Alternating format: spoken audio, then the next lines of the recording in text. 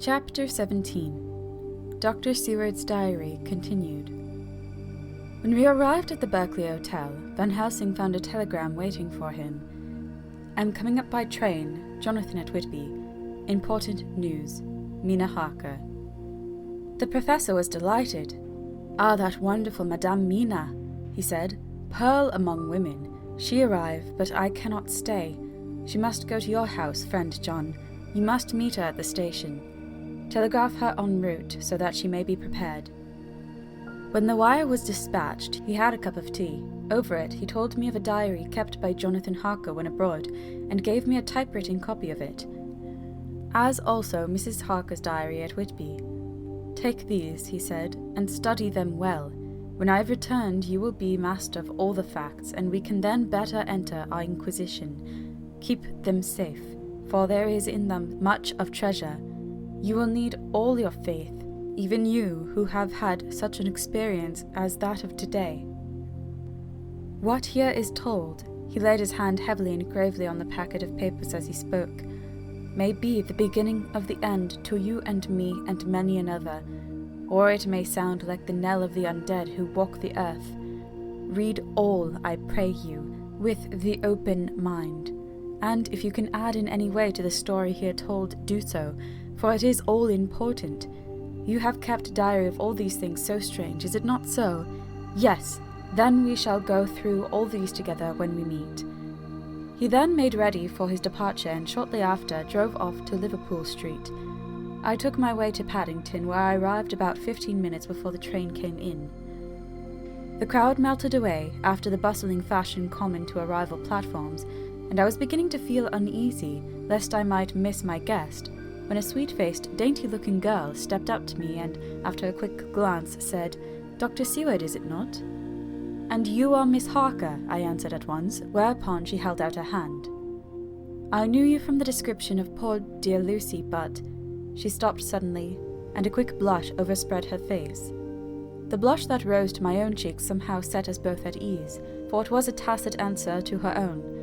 I got her luggage, which included a typewriter, and we took the Underground to Fenchurch Street after I had sent a wire to my housekeeper to have a sitting room and a bedroom prepared at once for Mrs. Harker. In due time we arrived.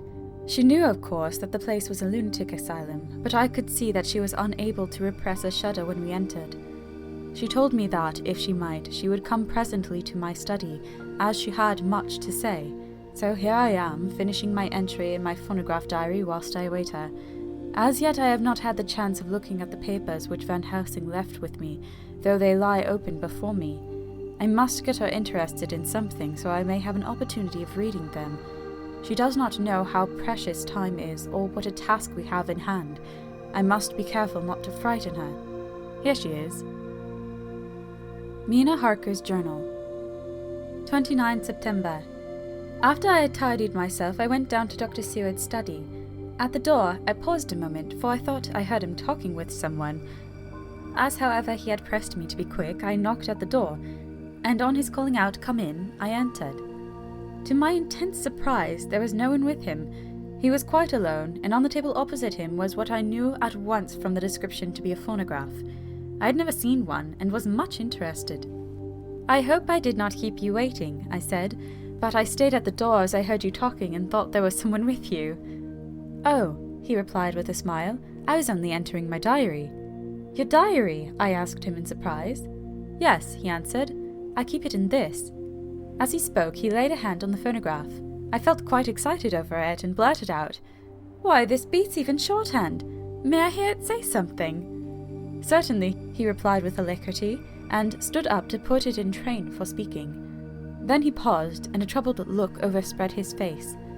"The fact is," he began awkwardly, "I only keep my diary in it, and as it is entirely, almost entirely, about my cases, it may be awkward. That is, I mean—" He stopped, and I tried to help him out of his embarrassment. "You helped to attend dear Lucy at the end. Let me hear how she died. For all that I know of her, I shall be very grateful. She was very, very dear to me." To my surprise, he answered with a horror-struck look on his face, "Tell you of her death? Not for the wide world." "Why not?" I asked, for some grave terrible feeling was coming over me. Again he paused, and I could see that he was trying to invent an excuse. At length he stammered out, "You see, I do not know how to pick out any particular part of the diary." Even while he was speaking, an idea dawned upon him, and he said with unconscious simplicity, in a different voice, and with the naivety of a child, "That's quite true upon my honour, honest Indian." I could not but smile, at which he grimaced. "I gave myself away that time," he said. "But do you know that, although I have kept the diary for months past, it never once struck me how I was going to find any particular part of it in case I wanted to look it up?" By this time my mind was made up that the diary of a doctor who attended Lucy might have something to add to the sum of our knowledge about that terrible being, and I said boldly, "Then, Dr. Seward, you had better let me copy it out for you on my typewriter." He grew to a positively deathly pallor as he said, "No, no, no! Not for all the world! I wouldn't let you know that terrible story." Then it was terrible. My intuition was right. For a moment I thought, and as my eyes ranged the room unconsciously looking for something or some opportunity to aid me, they lit on a great batch of typewriting on the table. His eyes caught the look in mine, and, without his thinking, followed their direction. As they saw the parcel, he realized my meaning. "You do not know me," I said. "When you have read those papers, my own diary and my husband's also, which I have typed, you will know me better. I have not faltered in giving every thought of my own heart in this case, but, of course, you do not know me, and I must not expect you to trust me so far."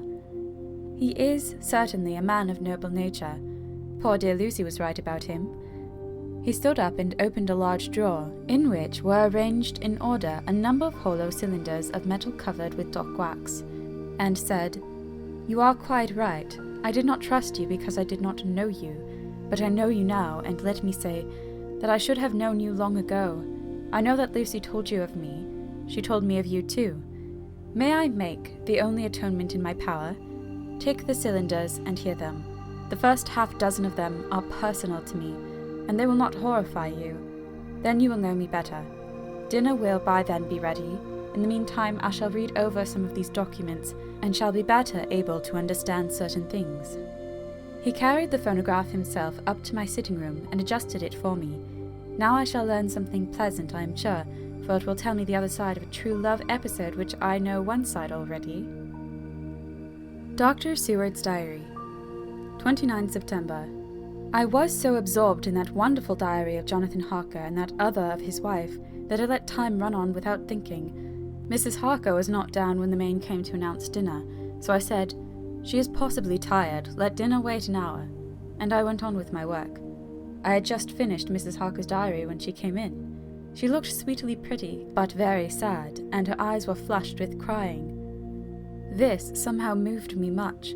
Of late I have had cause for tears, God knows, but the relief of them was denied me, and now the sight of those sweet eyes, brightened with recent tears, went straight to my heart, so I said as gently as I could, "I greatly fear I have distressed you." "Oh no, not distressed me," she replied, "but I have been more touched than I can say by your grief. That is a wonderful machine, but it is cruelly true. It told me in its very tones the anguish of your heart. It was like a soul crying out to Almighty God. No one must hear them spoken ever again. See, I have tried to be useful. I have copied out the words on my typewriter, and none other need now hear your heartbeat as I did." "No one need ever know, shall ever know," I said in a low voice. She laid her hand on mine and said very gravely, "Ah, but they must." "Must? But why?" I asked. "Because it is a part of the terrible story. A part of poor dear Lucy's death and all that led to it. Because in the struggle which we have before us to rid the earth of this terrible monster, we must have all the knowledge and all the help which we can get. I think that the cylinders which you gave me contained more than you intended me to know, but I can see that there are in your record many lights to this dark mystery. You will let me help, will you not? I know all up to a certain point, and I see already, though your diary only took me to 7 September, how poor Lucy was beset, and how her terrible doom was being wrought out. Jonathan and I have been working day and night since Professor Van Helsing saw us. He has gone to Whitby to get more information, and he will be here tomorrow to help us. We need have no secrets amongst us. Working together and with absolute trust, we can surely be stronger than if some of us were in the dark. She looked at me so appealingly, and at the same time manifested such courage and resolution in her bearing that I gave in at once to her wishes. "You shall," I said, "do as you like in the manor. God forgive me if I do wrong. There are terrible things yet to learn of, but if you have so far travelled on the road to poor Lucy's death, you will not be content, I know, to remain in the dark. Nay, the end, the very end, may give you a gleam of peace. Come, there is dinner. We must keep one another strong for what is before us. We have a cruel and dreadful task. When you have eaten, you shall learn the rest, and I shall answer any question you ask. If there be anything which you do not understand, though it was apparent to us who are present." Mina Harker's Journal. 29 September. After dinner, I came with Dr. Seward to his study. He brought back the phonograph from my room, and I took my typewriter. He placed me in a comfortable chair and arranged the phonograph so that I could touch it without getting up, and showed me how to stop it in case I wanted to pause. Then he very thoughtfully took a chair with his back to me so that I might be as free as possible, and began to read. I put the forked metal to my ears and listened. When the terrible story of Lucy's death and all that followed was done, I lay back in my chair, powerless. Fortunately, I am not of a fainting disposition. When Dr. Seward saw me, he jumped up with a horrified exclamation and hurriedly, taking a case bottle from a cupboard, gave me some brandy, which in a few minutes somewhat restored me. My brain was all in a whirl, and only that there came through all the multitude of horrors the holy ray of light that my dear, dear Lucy was at last at peace. I do not think I could have borne it without making a scene. It is also wild and mysterious and strange that if I had not known Jonathan's experience in Transylvania, I could not have believed. As it was, I didn't know what to believe, and so got out of my difficulty by attending to something else. I took the cover off my typewriter and said to Dr. Seward, "Let me write this all out now. We must be ready for Dr. Van Helsing when he arrives. I have sent a telegram to Jonathan to come on here when he arrives in London from Whitby. In this matter, dates are everything, and I think that if we got all our material ready, and have every item put in chronological order, we shall have done much. You tell me that Lord Godalming and Mr. Morris are coming too. Let us be able to tell him when they come." He accordingly set out the phonograph at a slow pace, and I began to typewrite from the beginning of the 7th cylinder. I used manifold, and so took 3 copies of the diary, just as I had done with all the rest. It was late when I got through, but Dr. Seward went about his work of going his round of the patients. When he had finished, he came back and sat near me, reading, so that I did not feel too lonely whilst I worked. How good and thoughtful he is. The world seems to be full of good men, even if there are monsters in it. Before I left him, I remembered what Jonathan put in his diary of the professor's perturbation at reading something in an evening paper at the station in Exeter. So, seeing that Dr. Seward kept his newspapers, I borrowed the files of the Westminster Gazette and the Pall Mall Gazette and took them to my room. I remember how much the Daily Graph and the Whitby Gazette, of which I had made cuttings, helped us to understand the terrible events at Whitby when Count Dracula landed, so I shall look through the evening papers since then, and perhaps I shall get some new light. I am not sleepy, and the work will help me to keep quiet. Dr. Seward's Diary. 30 September. Mr. Harker arrived at 9 o'clock. He had got his wife's wire just before starting. He is uncommonly clever, if one can judge from his face, and full of energy. If this journal be true, and, judging by one's own wonderful experiences, it must be, he is also a man of great nerve. That going down to the vault a second time was a remarkable piece of daring. After reading his account of it, I was prepared to meet a good specimen of manhood, but hardly the quiet, businesslike gentleman who came here today. Later. After lunch, Harker and his wife went back to their own room, and as I passed a while ago I heard the click of the typewriter. They are hard at it. Mrs. Harker says they are knitting together in chronological order every scrap of evidence they have. Harker has got the letters between the consignee of the boxes at Whitby and the carriers in London who took charge of them. He is now writing his wife's typescript of my diary. I wonder what they make out of it. Here it is. Strange that it never struck me that the very next house might be the Count's hiding place. Goodness knows that we have had enough clues from the conduct of the patient Renfield. The bundle of letters relating to the purchase of the house were with the typescript. Oh, if we had only had them earlier, we might have saved poor Lucy. Stop. That way madness lies. Harker has gone back and is again collating his material. He says that by dinner time they will be able to show the whole connected narrative. He thinks that in the meantime I should see Renfield, as hitherto he has been a sort of index to the coming and going of the Count. I hardly see this yet, but when I get at the dates I suppose I shall. What a good thing that Mrs. Harker put my cylinders into type. We could never have found the dates otherwise. I found Renfield sitting placidly in his room with his hands folded, smiling benignly. At the moment he seemed as sane as anyone I ever saw. I sat down and talked with him on a lot of subjects, all of which he treated naturally. He then, of his own accord, spoke of going home, a subject he has never mentioned, to my knowledge, during his sojourn here. In fact, he spoke quite confidently of getting his discharge at once. I believe that, had I not had the chat with Harker and read the letters and the dates of his outbursts, I should have been prepared to sign for him after a brief time of observation. As it is, I am darkly suspicious. All these outbreaks were in some way linked with proximity of the Count. What then does this absolute content mean? Can it be that his instinct is satisfied as to the vampire's ultimate triumph? Stay, he is himself Zoophagous, and in his wild ravings outside the chapel door of the deserted house he always spoke of Master. This all seems confirmation of our idea. However, after a while I came away. My friend is just a little too sane at present to make it safe to probe him too deep with questions. He might begin to think, and then... So I came away. I mistrust these quiet moods of his, so I have given the attendant a hint to look closely after him, and to have a straight waistcoat ready in case of need. Jonathan Harker's Journal. 29 September. In train to London. When I received Mr. Billington's courteous message that he would give me any information in his power, I thought it best to go down to Whitby and make, on the spot, such inquiries as I wanted. It was now my object to trace that horrid cargo of the Count's to its place in London. Later, we may be able to deal with it. Billington Jr., a nice lad, met me at the station and brought me to his father's house, where they had decided that I must stay the night. They are hospitable, with true Yorkshire hospitality. Give a guest everything, and leave him free to do as he likes. They all knew that I was busy, and that my stay was short, and Mr. Billington had ready in his office all the papers concerning the consignment of boxes. It gave me almost a turn to see again one of the letters which I had seen on the Count's table before I knew of his diabolical plans.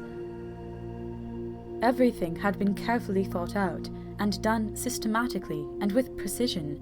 He seemed to have been prepared for every obstacle which might be placed by accident in the way of his intentions being carried out.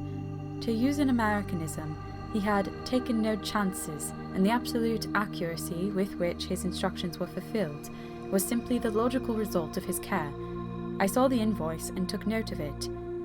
50 cases of common earth, to be used for experimental purposes. Also, the copy of letter to Carter Peterson, and their reply. Of both these I got copies. This was all the information Mr. Billington could give me, so I went down to the port and saw the coast guards, the customs officers and the harbour master. They had all something to say of the strange entry of the ship, which is already taking its place in local tradition, but no one could add to the simple description 50 cases of common earth. I then saw the station master, who kindly put me in communication with the men who had actually received the boxes. The tally was exact with the list, and they had nothing to add except that the boxes were main and mortal heavy, and that shifting them was dry work.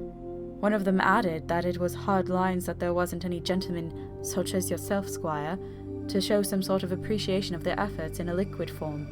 Another put in a rider that the thirst then generated was such that even the time which had elapsed had not completely allayed it. Needless to add, I took care before leaving to lift, forever and adequately, this source of reproach. 30 September. The station master was good enough to give me a line to his old companion, the station master at King's Cross, so that, when I arrived there in the morning, I was able to ask him about the arrival of the boxes.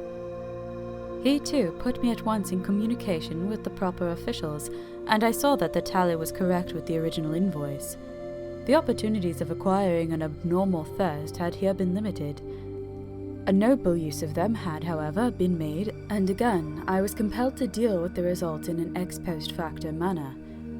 From thence I went on to Carter Patterson's central office, where I met with the utmost courtesy. They looked up the transaction in the daybook and letter book, and at once telephoned to their King's Cross office for more details. By good fortune, the men who did the teaming were waiting for work, and the official at once sent them over, sending also by one of them the waybill and all the papers connected with the delivery of the boxes at Carfax. Here again I found the tally agreeing exactly. The carrier's men were able to supplement the paucity of the written words with few details. These were, I shortly found, connected almost solely with the dusty nature of the job, and of the consequent thirst engendered in the operators. On my affording an opportunity, through the medium of the currency of the realm, of the allaying, at a later period, this beneficial evil, one of the men remarked, "That 'ere house, governor, is the roomiest I ever was in. Blime me, but it ain't been touched since 100 years. There was just that thick in the place that you might have slept on it without hurting out your bones, and the place was that neglected that you might have smelled old Jerusalem in it.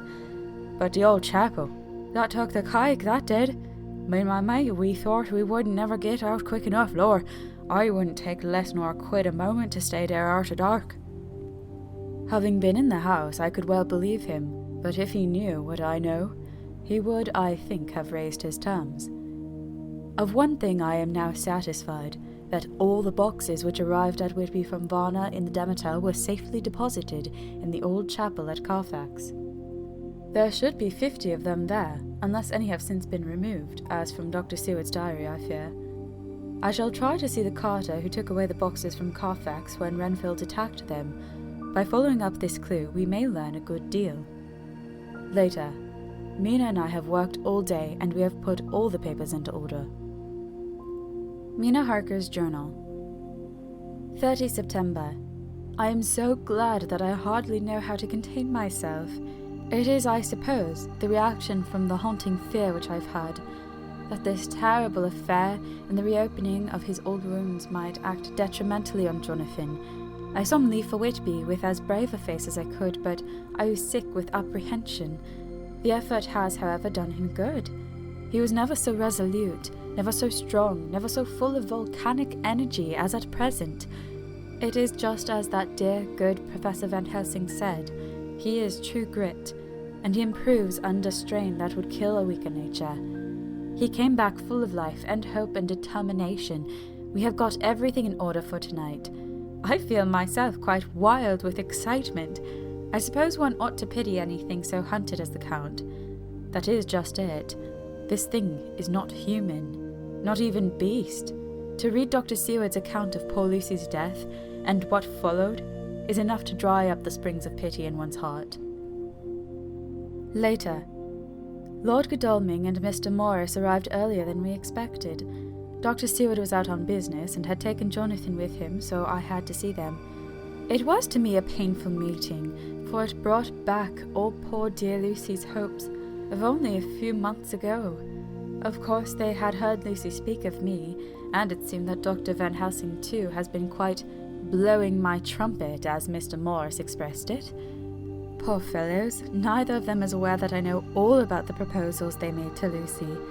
They did not quite know what to say or do, as they were ignorant of the amount of my knowledge, so they had to keep on neutral subjects. However, I thought the matter over and came to the conclusion that the best thing I could do would be to post them in affairs right up to date. I knew from Dr. Seward's diary that they had been at Lucy's death, her real death, and that I need not fear to betray any secret before the time. So I told them, as well as I could, that I had read all the papers and diaries, and that my husband and I, having typewritten them, had just finished putting them in order. I gave them each a copy to read in the library. When Lord Godalming got his and turned it over, "It does make a pretty good pile," he said. "Did you write all this, Mrs. Harker?" I nodded, and he went on. "I don't quite see the drift of it, but you people are all so good and kind, and and have been working so earnestly and so energetically that all I can do is to accept your ideas blindfold and try to help you. I have had one lesson already in accepting facts that should make a man humble to the last hour of his life. Besides, I know you loved my poor Lucy." Here he turned away and covered his face with his hands. I could hear the tears in his voice. Mr. Morris, with instinctive delicacy, just laid a hand for a moment on his shoulder and then walked quietly out of the room. I suppose there is something in woman's nature that makes a man free to break down before her and express his feelings on the tender or emotional side without feeling it derogatory to his manhood. For when Lord Godalming found himself alone with me, he sat down on the sofa and gave way utterly and openly. I sat down beside him and took his hand. I hope he didn't think it forward of me, and that if he ever thinks of it afterwards, he will never have such a thought. There I wrong him. I know he never will. He is too true a gentleman. I said to him, for I could see that his heart was breaking, "I loved dear Lucy, and I know what she was to you, and what you were to her. She and I were like sisters, and now she is gone. Will you not let me be like a sister to you in your trouble? I know what sorrows you have had, though I cannot measure the depth of them. If sympathy and pity can help in your affliction, won't you let me be of some little service? For Lucy's sake." In an instant, the poor dear fellow was overwhelmed with grief. It seemed to me that all that he had of late been suffering in silence found a vent at once. He grew quite hysterical, and raising his open hands, beat his palms together in a perfect agony of grief. He stood up and then sat down again, and the tears rained down his cheeks. I felt an infinite pity for him, and opened my arms unthinkingly. With a sob he laid his head on my shoulder and cried like a wearied child, whilst he shook with emotion. We women have something of the mother in us that makes us rise above smaller matters when the mother spirit is invoked. I felt this big sorrowing man's head resting on me, as though it were that of the baby that some day may lie on my bosom, and I stroked his hair as though he were my own child. I never thought at the time how strange it all was. After a little bit his sobs ceased, and he raised himself with an apology, though he made no disguise of his emotion. He told me that for days and nights past, weary days and sleepless nights, he had been unable to speak with anyone, as a man must speak in his time of sorrow. There was no woman whose sympathy could be given to him, or with whom, owing to the terrible circumstances with which his sorrow was surrounded, he could speak freely. "I know now how I suffered," he said as he dried his eyes, "but I do not know even yet, and none other can ever know, how much your sweet sympathy has been to me today. I shall know better in time, and believe me that, though I am not ungrateful now, my gratitude will grow with my understanding. You will let me be like a brother, will you not, for all our lives, for dear Lucy's sake?" "For dear Lucy's sake," I said as we clasped hands. "Aye, and for your own sake," he added. "For if a man's esteem and gratitude are ever worth the winning, you have won mine today. If ever the future shall bring to you a time when you need a man's help, believe me, you will not call in vain. God grant that no such time may ever come to you to break the sunshine of your life, but if it should ever come, promise me that you will let me know." He was so earnest, and his sorrow was so fresh that I felt it would comfort him, so I said, "I promise." As I came along the corridor, I saw Mr. Morris looking out of a window. He turned as he heard my footsteps. "How's Art?" he said. Then noticing my red eyes, he went on, "Ah, I see you have been comforting him. Poor old fellow, he needs it. No one but a woman can help a man when he is in trouble of the heart. And he had no one to comfort him." He bore his own trouble so bravely that my heart bled for him. I saw the manuscript in his hand, and I knew that when he read it, he would realize how much I knew. So I said to him, "I wish I could comfort all who suffer from the heart. Will you let me be your friend? And will you come to me for comfort if you need it? You will know later on why I speak." He saw that I was in earnest, and stooping took my hand, and raising it to his lips, kissed it. It seemed but poor comfort, To so brave and unselfish a soul, and impulsively I bent over and kissed him. The tears rose in his eyes, and there was a momentary choking in his throat. He said quite calmly, "Little girl, you will never regret that true-hearted kindness so long as ever you live." Then he went into the study to his friend. Little girl, the very words he had used to Lucy, and oh, but he proved himself a friend. End of chapter 17. Recording by Corinne LePage.